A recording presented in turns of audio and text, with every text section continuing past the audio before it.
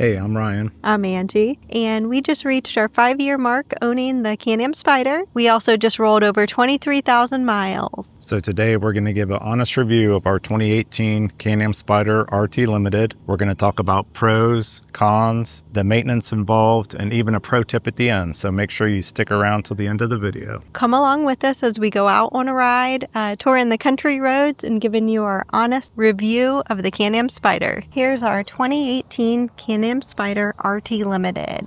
It comes in the Oxford Blue metallic color. It came with chrome finishes or the dark trim editions. We got the chrome finish. It's now July of 2026, and we purchased our Spyder in July of 2021, 5 years ago. It had just over 1,200 miles on it, which was very low, but we were able to get a huge discount because the model was 3 years old. And since then, over the last 5 years, we have rode 22,000 miles, so about 4,400 miles per year. I would like to start out with one of my first things that we enjoy about the Can-Am Spyder. It's probably one of the most obvious. It's just fun. We get out in the elements. You're just aware of all your beautiful surroundings. You get to see beautiful scenery, sights, smells that you don't get to experience in a normal car. You just see things differently. Of course, you're on a motorcycle, so you're more aware of your surroundings. But just being able to take in all the beauty and all the elements is something we really enjoy. They always talk about enjoying the sun. You get out, get your vitamin D, get that wind therapy, and something about being on the road is just really refreshing. It just refreshes your soul, rejuvenates you, and at the end of the day, it's just been really fun for us to get out and explore. So Angie has tasked me with the wonderful cons section of this video. So one of the first cons that we were going to talk about is probably well known to people who have bought Can-Am Spyders or those that are currently looking to purchase Can-Am Spyders, and that's essentially the entry-level price for a brand new Can-Am Spyder. Just a quick search makes it seem as though the cheapest model for 2026 is somewhere right around $25,000 to $27,000 plus different costs. If you were to purchase a Spyder brand new at the dealership for a Can-Am Spyder RT Limited, you're looking at low $30,000, again, before additional costs are factored in. And the top tier Can-Am Spyder is the RT Sea to Sky, and that looks like it's about $34,000 before additional taxes and fees and all that. So you're looking at roughly anywhere from mid $20,000 to almost $40,000 just to purchase a brand new Can-Am Spyder. That can be quite a sticker shock for people that are looking into purchasing a motorcycle. Although we do know some people on YouTube, they might have purchased a Can-Am Spyder as their main mode of travel, and they might have sold their normal four-wheel vehicle. So it all depends on what you're buying it for. Is it an extra vehicle? Like for Angie and I, this is a third vehicle. Some people might be purchasing it as their only source of transportation, but I think with any kind of extra vehicle, it's typically a hobby like it is for us. Some people might want to buy older cars or Corvettes or specialty exotic vehicles. I think everyone knows that the cost greatly factors into that, and it's typically you pay for what you get and you have to pay for that entertainment. That probably leads me to one of my second pros, all the fun adventures that we've had. We've been able to explore through 6 different states, and when I say 6 different states, I don't mean just a quick trip through. We've gone on back roads and country roads. We've been through Ohio, Indiana, Kentucky, Tennessee, North Carolina, and West Virginia. We have been on some amazing roads. We've ridden the Triple Nickel, Tail of the Dragon, the Rattler, Cherahalla Skyway, Blue Ridge Mountains, and just seen some beautiful scenery. We've experienced wildlife, and we've even posted a few videos showing our bear encounters with elk and other wildlife. Again, it's just a way of getting out and seeing new sights in a different way than you would in a car. You get to experience things differently. And part of those adventures, we like to seek out local restaurants, mom and pop restaurants, We like to go to big roadside attractions or unique roadside attractions. And we've even taken several road trips out to prisons to do prison tours and just some great adventures on the Can-Am Spyder. So a second con for us would be potentially a lack of dealerships around your area. We'll get into the maintenance part later, but long story short, we have taken our Can-Am Spyder to unnamed dealership and just had bad experience, poor customer service. We were aware of a certain issue with our Can-Am Spyder, but they ended up having it for over 2 months. Since that was our first experience with the dealership with our Spyder, it kind of off-put us. However, we are glad that we have found Clinton County Motorsports in Clinton County, Ohio, and we can't say enough positive things about them. Their staff there is very knowledgeable, very friendly. They typically can answer all your questions, or if they can't answer your questions, they can find someone who can. They've also given us some tips on different maintenance aspects, like our rocker switch install, and they just did that for free just to help us out. They've helped us out with our cardo units. So we try to support them and get different maintenance and recalls and oil changes done through them. And if they do help us out with, say, free advice or things of that nature, we typically try to buy t-shirts or hoodies and try to support them in that way. So we just try to think of everyone, not only around the United States, but all around the world.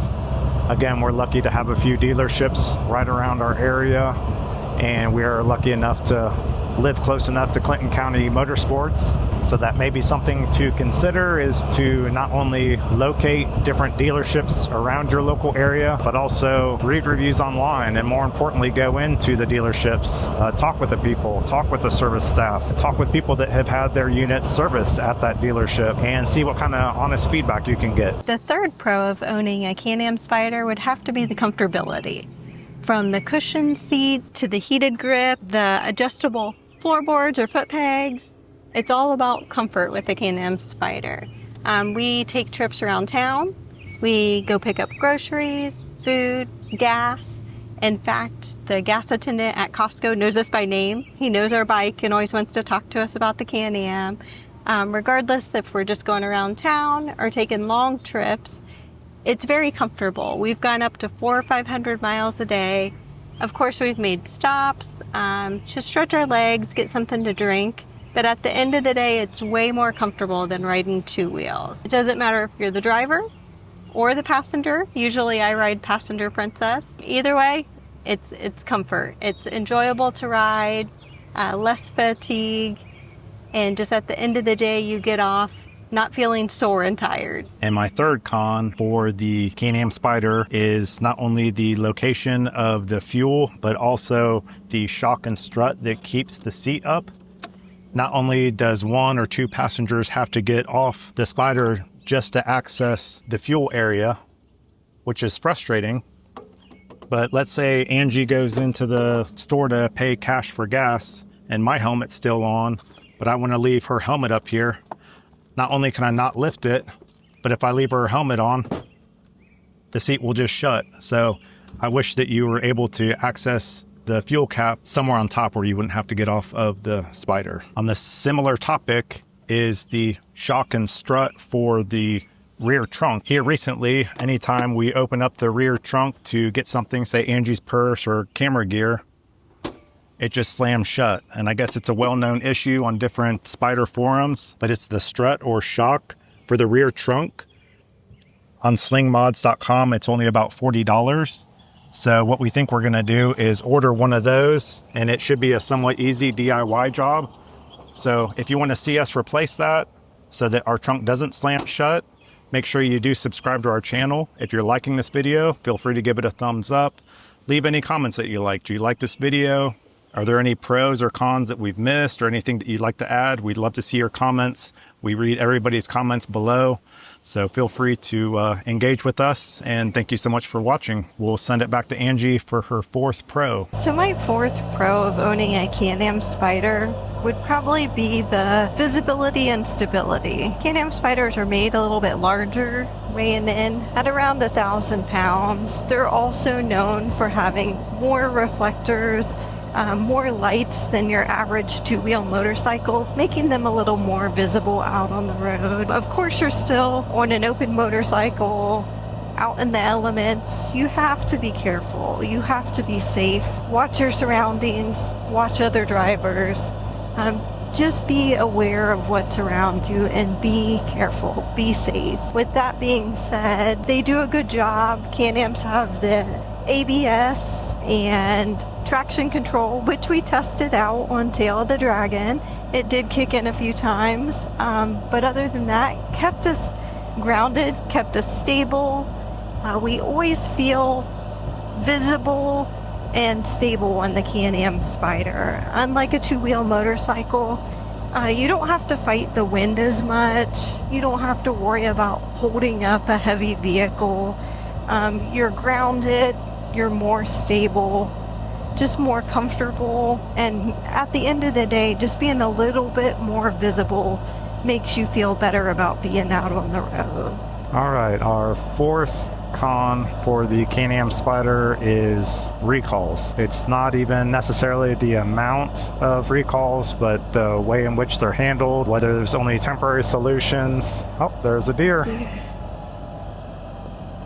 So again, not only the amount of recalls, but just the way in which they're handled, whether they are only temporary solutions, or what's also frustrating is when they're expired but have been a known cause, a known issue for the Spyder. So for instance, we'll talk about it in the maintenance section coming here shortly, but when our Spyder was at a dealership for another issue, we received a letter and it said that it had the sprocket issue and that there could be a potential loss of propulsion. So again, we appreciate that the letter was sent, that they try to communicate, that they try to fix the issue. However, they said not only are there supply chain issues, which was understandable for 2022 timeframe, but they also said that any fix would be temporary. So not only could we not get a fix through a recall, but any fix would only be temporary, and then we'd have to go back again for a permanent fix, which is essentially what we did. They did offer a free inspection of the sprocket. So again, just by the time we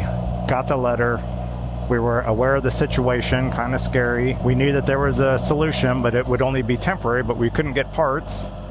So then we had to take it in for inspection. Luckily, it passed inspection. And then we had to go back essentially a fourth time to actually have the sprocket repaired and replaced once the parts were available. So just the time frame and the time that things could have went wrong, where we could have been traveling down the road and just completely lost all forward momentum. It's a little bit scary riding it around. You would hope that they would have figured that out well before the time that they did, and that they would have offered a not only permanent solution but a lot quicker. Likewise, a little bit later, we were up in Northeast Ohio, and essentially we were stranded on multiple times because we would park somewhere and we'd come back and we go through all the normal startup procedures, but our parking brake wouldn't release. So again, that was scary. We're stuck out places that we're not too familiar with. We are anticipating to get somewhere to get home, and we can't move our motorcycle. So luckily we were able to take our Can-Am Spyder into the dealership, and luckily they were able to assist us with diagnosing the parking brake motor malfunction through testing and through fault codes and through prior experiences. Again, the crazy thing on that is that that was November, and if we would have waited until January of the following year, just 2 months later, the recall would have expired. So again, it's frustrating that there's a well-known issue. We're not aware of it. Can-Am luckily had a recall on it, but just with the timing, we were never made aware of it. And then who normally takes their motorcycle in for service in November? So again, we were just lucky to do it at that time and not wait until the following spring. So that did save us a few $100s in parts and several $100s in labor, and haven't had any issues since. A third recall is from one of our more recent moto vlogs, and that's with the left-hand multi-function switch. We'll link to the video in the description and at the end of this video. But long story short, there was a well-known issue with the left-hand multi-function switch. There was a recall back in 2018 for that switch malfunctioning. Again, when we bought the motorcycle gently used after it was 3 years old and only 1,200 miles, we didn't know that that was even an issue. and certainly didn't experience issues with the low mileage. So again, lo and behold, after around 23,000 miles, we were starting to experience intermittent upshift issues, and even Clinton County Motorsports couldn't really diagnose it because there were no fault codes and they couldn't replicate the issue. With us knowing of that recall from now essentially 8 years ago when it started and when it expired 6 years ago, we knew that it was a main issue, could be a cause. But again, instead of being covered under a recall, we had to pay out of pocket about $1,475 to get the multifunction switch replaced. And so again, it's just frustrating, not only that we were not aware, but also that recall expired. We feel as though if there was a known issue with all 2018s, and clearly the previous owner wouldn't have experienced that within the first 1,200 miles, most likely, then we think that Can-Am should have helped us with that, and that way we could have received the correct part that didn't create those issues, and therefore we wouldn't be stranded in multiple different states like Kentucky and Tennessee this past summer. Again, just had we known about the recall, or had they helped us with it, or if they could have even worked with Clinton County Motorsports to help diagnose it. So we will have a pro tip at the end of this video on something that we think that every Can-Am Spyder should know before they purchase a Can-Am Spyder, and something that will help them avoid that kind of issue that we experience. And that way it won't be a con for them when they purchase a Spyder, and it will help you become a little bit more aware of different recalls on your Spyder. So stay tuned to the very end and we will reveal our pro tip. My fifth pro about owning a Can-Am Spyder is probably the awesome community we found. We ride by ourselves most of the time. We go out on our own adventures and find our own roads to ride. But along the way, we always meet like-minded people who are also into motorcycles and Can-Ams. They have a lot of great stories that they share, a lot of great roads that they've ridden. It's just a lot of fun meeting new people. We've even had people stop us at stop signs and stoplights before, ask us about our Can-Am. They want to know questions about how much it costs or how comfortable it is. We enjoy it, and that's part of why we wanted to make this video, to just share with other people our pros and cons about the Can-Am and about that Can-Am community. When we're not riding by ourselves, we also ride with the U.S. Spyder Riders, the Greater Cincinnati chapter. They are a great group of people, ages 20 all the way up to 70. We have a great variety of riders, all experienced riders. We've got Rikers, Can-Ams, Canyons, RTs, F3s. We've got a good variety of people, and we've gone all throughout Ohio. We've taken day trips, overnight trips. We've gone out of state. We've done prison tours. And it's just been a lot of fun riding with them. So if you're on social media, if you're on Facebook, you can always check them out. Check out some of the rides that we do. That way, if you're ever in Ohio, you can maybe check out some of those same roads, go on some of those same rides. And along with that, just the community on social media and YouTube. We have found some great people that we've really connected with. Good community of people. We really have made some great friends. And we hope over the next coming years, we get to meet up with some of those people that we've been talking to on social media. Some of those people making great YouTube videos out there. Give them a like and a follow. Subscribe to their page. And hopefully one day we'll get to meet up with them as well and go for a good ride together. So our fifth and final con is essentially maintenance. Just with any vehicle, whether it's two-wheel, three-wheel, four-wheel, there's always maintenance costs involved. We feel as though the Can-Am Spyder has a little bit higher than normal maintenance costs. But again, for us, it's an extra vehicle and something that we enjoy, and it's kind of our toy, so we don't mind spending the extra money on it. However, if you are considering buying a Spyder, just know that the cost of the Spyder is already a little bit higher than, say, a two-wheel 250cc motorcycle. And then on top of that, you're also going to incur additional maintenance costs that, again, you wouldn't necessarily have with a smaller, say, 250cc two-wheel motorcycle. To kind of break it down for you, most of you would be interested in kind of the maintenance that we've had over the last few years. So in 2021, when we purchased our motorcycle, we did a DIY oil change, and that was about $130 for the whole kit and all the gaskets. The bad thing for that is that we found ball bearings on our magnetic oil drain plug, and yeah, that was not fun. That was right at the end of our first riding season as we went into winter, so that was not a good way to end our first riding season. In 2022, because of the ball bearings on the drain plug, after doing research all winter, we found out that the ball bearings on the oil drain plug were from a shift lever index issue that was well known within the Spyder community. So we ended up taking our motorcycle to an unnamed dealership, and they had it in the shop. And even though we gave off print-offs from BRP and Can-Am as to what the issue was, it just seemed like there was a lot of back and forth. As I talked about a little bit earlier, it was kind of a bad experience. They ended up having our motorcycle for over 2 months, and it was the shift lever index. We'll actually put up a picture here of our oil drain plug with the ball bearings on it. And then we'll also put up a picture of the shift lever index that the unnamed dealership showed us, just to kind of give you an idea of what it was.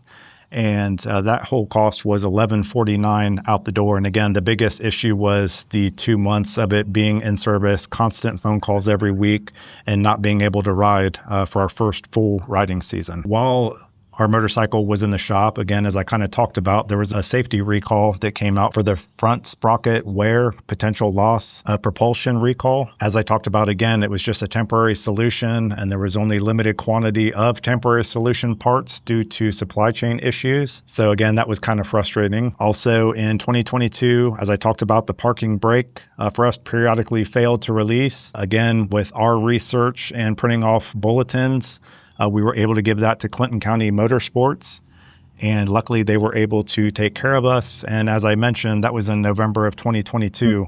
That bulletin expired in January of 23. So luckily, Clinton County Motorsports was able to get paid for that, and luckily there was nothing out of pocket for us. But had we waited 2 more months, it would have probably been $500 to $1,000 for that. Also, for that same trip, we did have them inspect the front sprocket, and it did pass inspection, and again, that was free. In 2023, we couldn't find any major maintenance that we did, but in 2024, we did have that front sprocket replaced for the recall. It would have been $155 for the part plus labor, but again, since it was part of the recall, it was $0 out of pocket for us.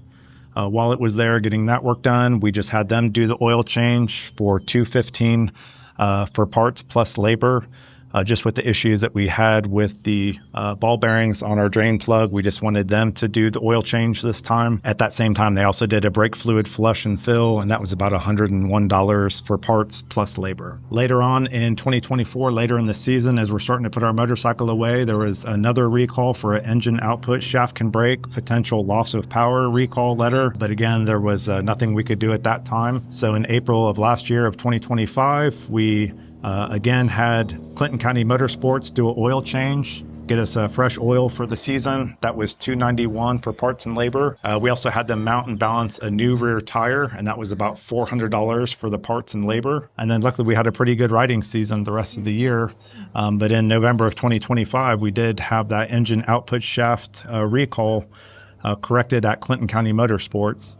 And we just did that later in the season just so they could focus on current issues and allow people to ride their motorcycles for the season. So we did that later in the season. With that recall, it actually did include a coolant and oil change. So again, that, according to the paperwork, would have been $354 for parts, which I think is pretty cheap, plus labor. So again, I'm sure that adds up to well over $1,000. But luckily, again, for us, it was $0 for the recall. Then in July of 2026, we had the shifting issue that we talked about earlier in this video, and we have moto vlogs on that issue. So again, that was $1,475 for parts and labor. But again, the frustrating thing, as we talked about, is that that was a known issue, but that recall expired 6 years ago in July of 2020. So again, it was a known issue, but BRP, Can-Am couldn't do anything this time to help us out. So we feel as though they should have at least helped with that issue for all 2018s. So that's a little bit frustrating. So that's why we kind of put it as a con. So when we add all that up all together, not including our battery replacement, which was, I believe, $135, and that was a DIY project, it came up to about $3,761 for us. And Can-Am covered about $809 plus. That's just for the parts. That doesn't include the labor for all the recalls that they did. So that total for us and BRP was $4,570. And if you divide that by the 5 years that we've owned the motorcycle, that adds up to right around $914 a year for us and BRP, or just $752 a year just for our part. So again, doing some DIY like the battery, the oil changes, all that stuff, having things fixed with recalls and having zero fees. Again, just the cost for us on average was $750. And I think with parts and labor going up, if you're new to the Can-Am Spyder community, I would definitely set aside $1,000 to $1,500 a year just on maintenance. So just be prepared for that. And we thought that was important to include in our video. So with all the pros and cons that we've talked about today, the real question is, would we buy a Can-Am Spyder again? And of course, yes, absolutely. It's been such a joy having the Can-Am Spyder, all of the fun adventures we've got to go on, great riding roads, the community of people. We just really enjoy getting to know people and talking to other people. And it's been just a lot of fun for us. So yeah, absolutely, we would buy it again. Even with all the cons, with the maintenance and upkeep, that's just something that comes along with it.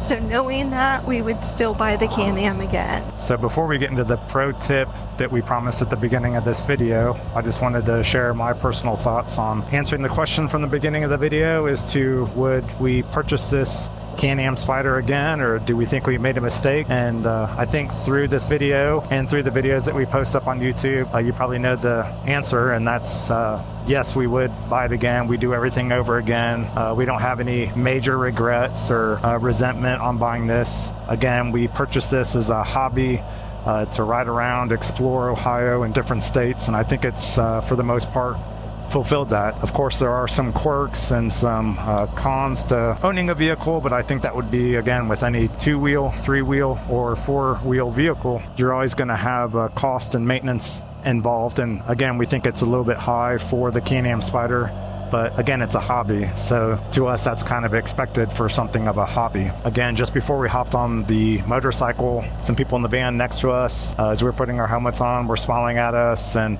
giving us a thumbs up and saying enjoy your ride, and we just get that everywhere, no matter where we are. Everyone always talks highly of the Can-Am Spyders. They're always interested in what it is and how it rides and how much does it cost and how fast can it go. And so it's just a good icebreaker for anybody out there.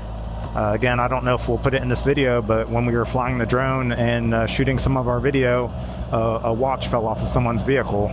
And so as we were pulling away, we were able to not only see that, but Angie was able to hop off, grab the watch, and we were able to catch up with the driver down the road a little bit and return the watch, and they were very thankful. So again, that's not something that you can do from a car. You don't pay attention like that. Again, even Angie talked about just being observant while on the motorcycle, because you don't have that protection and you have to be a defensive driver, and there's wildlife. Since unfortunately, there have been 2 deer strikes in our U.S. Spyder Riders group rides alone. One was just in this past week when we did a ride to Southeast Ohio. And then we're riding around this state park here, and there's a baby deer off in the wood line. So just seeing that kind of stuff. Again, if you're driving in a car or texting, you may not see that kind of stuff. I just think you're a lot more observant. You're able to smell nature. You're able to see a lot of things that you normally don't really care about when you're safe inside of a metal vehicle with the safety belt on. You just see things and smell things and experience things in a completely different way. So we definitely feel as though this purchase was great. There's just so many things and people that we have been able to meet and experience. You know, just so much wildlife. You guys have seen the elk videos, the bear videos. That's just stuff that typically you would be driving a vehicle down the highway if you were out on vacation like we used to do. But when you're taking back roads and taking it easy, and again, you're experiencing, you're more out with nature, it's just a unique experience, especially when you do see full-size bears just a few 10, 15, 50 feet in front of you. It's a lot different than, again, when you're in the safety and comfort of the air conditioning in your car and the safety of the metal structure in the windows and the safety belts. If you currently own a Spyder, we hope that you are enjoying it as much as we are. We hope you are having adventures like we are. We hope that you have the community that we have had. We hope that some of these cons that we've described might help you cancel those out and turn them into positives for you. And if you're looking to purchase the Spyder, we hope that this is probably one of the most honest YouTube videos out there for a review for a used Can-Am Spyder, and we hope that you've taken a lot of our pros and a lot of our cons together and made up a decision, and we hope that that decision is that this is the right purchase for you. With that, we appreciate you watching. We will go get some water because we're pretty warm out here, and we will talk about our pro tip that we promised. So we'll be right back. Now that we've hydrated, we're back with our last pro tip of the day. And that pro tip is to, before you buy a Can-Am or when you're thinking of buying a Can-Am, make sure you go ahead and get that VIN number, check that VIN number for any recalls.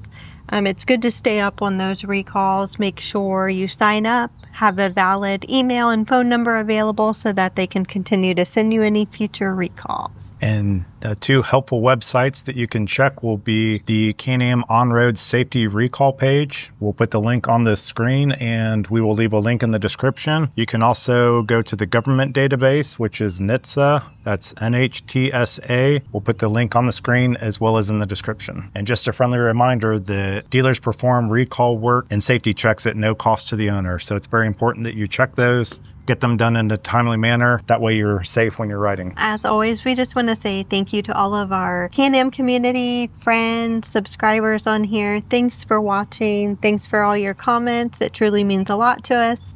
We read through all the comments. We try to respond, and we just appreciate you all. So happy and safe riding. 3 down.